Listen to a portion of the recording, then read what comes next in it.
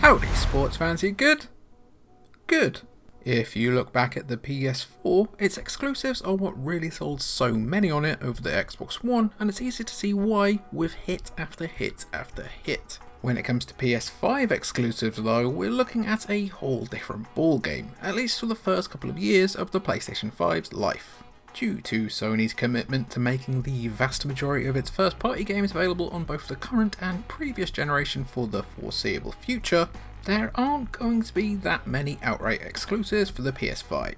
In fact, there are only two at the console's launch, one a remake and one a pack-in title. On top of that, Sony is also seemingly more open to porting the properties to PC than ever before. We saw it early on with the likes of Ready Set Heroes, remember that? No, nobody does, and Death Stranding. But few of us ever expected a property as huge as Horizon Zero Dawn to make its way exclusively from PlayStation 4 onto PC. Will we be seeing the same thing on PS5, exclusives eventually being ported elsewhere after a few years have passed?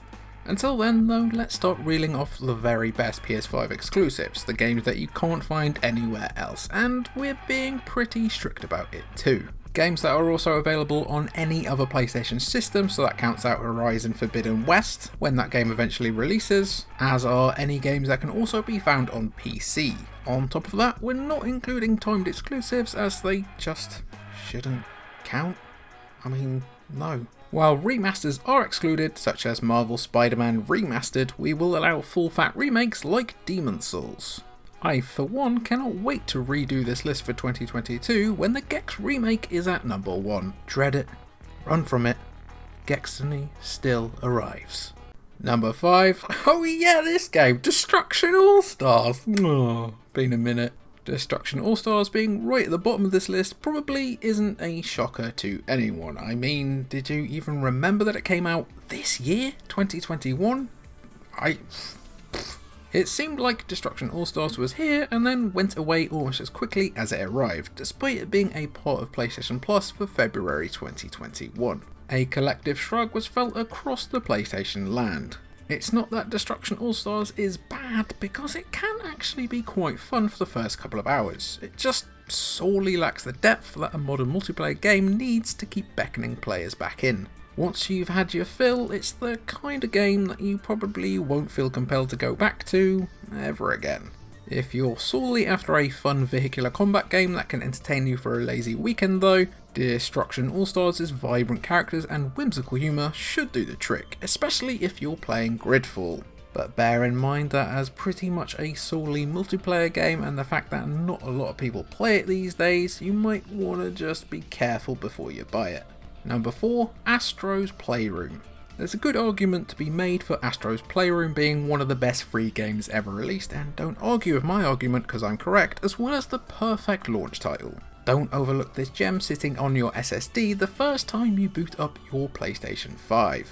Astro's Playroom is in essence a tech demo that's been stretched out into almost a full game. Taking you roughly 5 hours to complete and also get the Platinum Trophy for, Astro's Playroom guides you through the history of PlayStation while bringing it its own charms. Namely in just how good it feels to play thanks to the DualSense functions. An innovative, consistently brilliant platformer, Astro's Playroom is yet another reminder of how great Sony's most underloved mascot can be. Here's hoping they release another full-length Astro game on PS5, with praying in the form of Astrobot Rescue Mission 2. Wait, you've not played that one yet? Oh god, please fix that. God, what a gem. It's like somebody boiled down the essence of puppies, but in a cute way, not like actual, you know, the good things about puppies, and then crossbred it with Skittles and happiness and joy and sunshine, and then injected it directly into your heart. It's brilliant. Brilliant. I'm overselling it maybe, but it's very, very, very good. Number 3, Returnal. Returnal is an exclusive on the PlayStation 5 that's divided opinion unlike anything else on the platform to date. And that comes down to two things, its difficulty and price. While most roguelikes don't set you back a pretty princely £70/$70, most roguelikes aren't as gosh dang good as Returnal. You play as Celine, an astronaut who crash lands on a hostile planet called Atropos. She's quickly made a meal out of by the planet's twisted inhabitants, but then she wakes up again back at her ship with her path to the truth now completely different. Celine is cursed and blessed by this mad planet, and so she sets off to break the cycle, but you should expect to be returned to your ship many times. A challenging yet still approachable roguelike, Returnal demands a lot of the player in terms of skill and patience, almost to the point where the game certainly won't resonate with everyone who plays it. But that's really just a part of Housemarque's identity. They want you to feel like every inch of progress is earned, and in Returnal, that feeling of relief over finally overcoming an obstacle is up there among gaming's best. Featuring superb integration with the DualSense, some quietly excellent lore, and pulse-pounding action in one intoxicating package, Returnal is a game we will be returnaling to time and time again. Well, maybe after they add a proper save system in. I mean, that'd probably help, wouldn't it? Yeah, bit of a weird one. Bit weird. Number 2, Demon's Souls. Demon's Souls on the PlayStation 3 may have started the Soulsborne series and a whole raft of Souls-likes by association, but it's fair to say that time hasn't been kind to the Misery Simulator. Hell, you could even argue that it was a little rough around the edges back then. That's why a Demon's Souls remake felt inevitable for the PlayStation 5, and the fact that it would be developed by Bluepoint Games, the minds behind the also excellent Shadow of the Colossus remake on PS4, put a lot of minds at ease.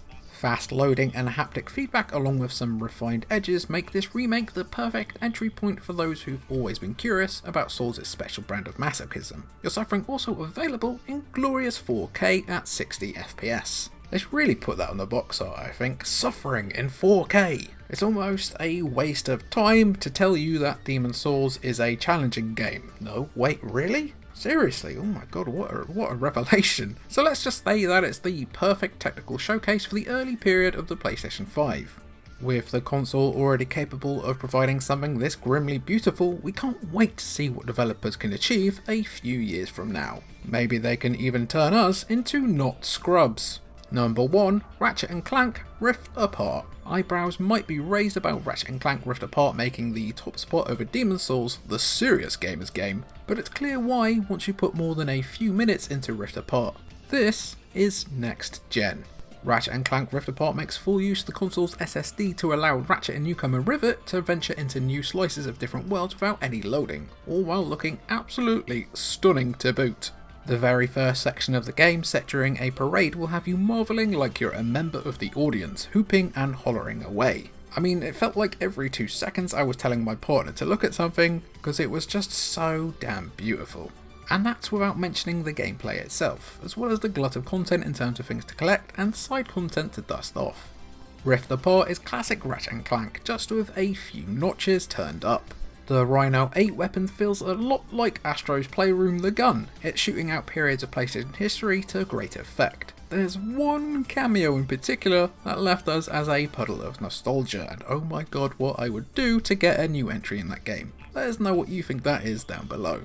It's things like this that prove Rift Apart is a game designed to elicit a smile, above all else. When everything seems so cynical and the world so relentlessly cruel, games like Rift Apart feel like a much needed rush of dopamine. Play it and watch your worries dissipate for 15 to 20 hours, then eagerly await whatever magic Insomniac conjures next. So those are our selections for the best PS5 exclusives so far. As mentioned, it is a pretty short list, but considering the fact that we're a lot stricter with these things, like no timed exclusives, no PS4 games as well, it's going to be a little on the short side. I don't even know if exclusives are really even a thing these days, would you think? It's all changing, everything's coming to different platforms, first party games aren't even really ever going to stay on the console anymore. It's going to be a really interesting next 5 years, I reckon. What I also think is interesting is what you think. Give me your engagement down below in the comments. Down below. And thank you for watching.